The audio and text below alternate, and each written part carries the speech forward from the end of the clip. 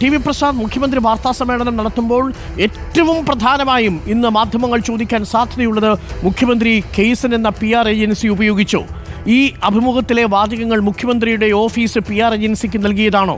മുഖ്യമന്ത്രി മാധ്യമങ്ങളെ കാണുന്ന 21-ാം തീയതിക്ക് മുൻപ് 13-ാം തീയതി തന്നെ ഡൽഹിയിലെ മാധ്യമ സ്ഥാപനങ്ങളിൽ PR സുനിൽ റിപ്പോർട്ട് ചെയ്തത് പ്രകാരം കേസിനടക്കമുള്ള ഏജൻസികൾ അതേ കാര്യം എന്തുകൊണ്ട് എങ്ങനെ എത്തിച്ചു?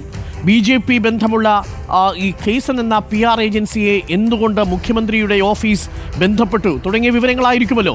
മാത്രവുമല്ല, പ്രതിപക്ഷം ഉന്നയിക്കുന്ന വളരെ ഗുരുതരമായൊരു ആരോപണമുണ്ട്. ഈ വിഷയത്തിൽ മുഖ്യമന്ത്രിക്കോ മുഖ്യമന്ത്രിയുടെ ഓഫീസിനോ ഒളിക്കാനില്ലെങ്കിൽ ഈ PR ഏജൻസിക്കും മുഖ്യമന്ത്രി പറയാത്തത് പറഞ്ഞതായി തിരികെ കയറ്റിയ PR ഏജൻസിയിലെ ഉദ്യോഗസ്ഥർക്കും അത് പ്രസിദ്ധീകരിച്ച പത്രത്തിനുമെതിരെ കലാപാഹ്വാനത്തിന് കേസെടുക്കുമോ എന്ന പ്രധാനപ്പെട്ട ചോദ്യമുണ്ട്. ഇതെല്ലാം മുഖ്യമന്ത്രി ഇന്ന് നേരിടേണ്ടി വരില്ലേ? മുഖ്യമന്ത്രി ഈ കാര്യങ്ങളെല്ലാം വിശദീകരിക്കേണ്ടി വരില്ലേ?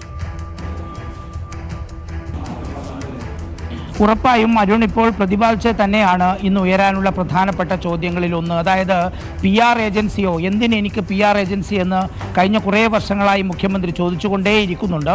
പല വർഷങ്ങളിൽ പല തവണയായി ഈ ചോദ്യങ്ങൾ മുഖ്യമന്ത്രിയോട് നേരത്തെയും ചോദിച്ചിട്ടുണ്ട്. അതായത് PR അനുസരിച്ചാണ് മുഖ്യമന്ത്രിയുടെ നീക്കമെന്ന് പലപ്പോഴും ചോദ്യം ഉയർന്നപ്പോഴും വളരെ വ്യക്തമായി മുഖ്യമന്ത്രി അത് പറഞ്ഞിരുന്നു. താൻ നിങ്ങളുടെ മുന്നിലുള്ള ആളാണല്ലോ, ഇപ്പോഴാണോ തുടങ്ങിയത്, പിന്നെ എന്തിനാണ് തനിക്ക് PR എന്ന് പലപ്പോഴും പറഞ്ഞിരുന്ന മുഖ്യമന്ത്രിക്ക് മുന്നിലേക്കാണ് തെളിവുകൾ സഹിതം ഇത് വരുന്നത് എന്നുള്ളതാണ് ഇന്നത്തെ വാർത്താ സമ്മേളനത്തിൻ്റെ ഏറ്റവും പ്രധാനപ്പെട്ട പ്രത്യേകത.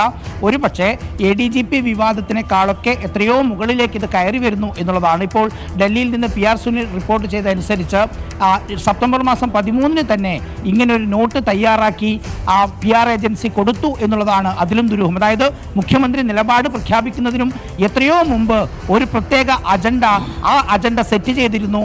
അത് മുഖ്യമന്ത്രിയുടെ ഓഫീസിൻ്റെ അറിവോടെയാണ് എന്ന ചോദ്യം പ്രധാനമായും ഇന്ന് ഉയരും. അങ്ങനെയെങ്കിൽ അതിന് മുഖ്യമന്ത്രി മറുപടി പറയേണ്ടി വരും.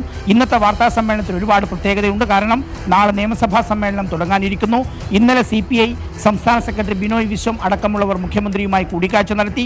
ഇന്ന് രാവിലെ അവരുമായി ചേർന്ന് ഒരു യോഗം നടത്തി. തീർച്ചയായിട്ടും ഇന്നത്തെ വാർത്താ സമ്മേളനത്തിന് വലിയ പ്രത്യേകതയുണ്ട്. അരുൺ, സമയം 10 മണി കഴിഞ്ഞ് 55 മിനിറ്റ് കഴിയുന്നു. 10:58 ആകുമ്പോഴേക്ക് മുഖ്യമന്ത്രി പിണറായി വിജയൻ എത്തിച്ചേരും എന്നാണ് കരുതുന്നത്. നമ്മൾ വാർത്താ സമ്മേളനം നടത്തുന്ന ഹാളിൻ്റെ തൊട്ട് പുറത്താണ് ഉള്ളത്. പിണറായി വിജയൻ അല്പസമയത്തിനകം തന്നെ വാർത്താ സമ്മേളനം നടത്തും. നമ്മൾ നേരത്തെ പറഞ്ഞതുപോലെ PR ഏജൻസിയുമായി ബന്ധപ്പെട്ട പ്രധാന ചോദ്യങ്ങളുണ്ട്. ADGPയെ മാറ്റുമോ ഇല്ലയോ എന്നുള്ളതുണ്ട്. തൃശ്ശൂർ പൂരം കലക്കിയതുമായി ബന്ധപ്പെട്ട് തുടരന്വേഷണത്തിൽ തീരുമാനമുണ്ടോ എന്നുള്ളതുണ്ട്. അങ്ങനെ നിരവധി ചോദ്യങ്ങളാണ് മുഖ്യമന്ത്രിയെ കാത്തിരിക്കുന്നത്. എത്രത്തോളം സമയം കിട്ടുമെന്നറിയില്ല. നമുക്ക് പരമാവധി ചോദ്യങ്ങൾ ചോദിച്ച് ഉത്തരം തേടാൻ ശ്രമിക്കാം.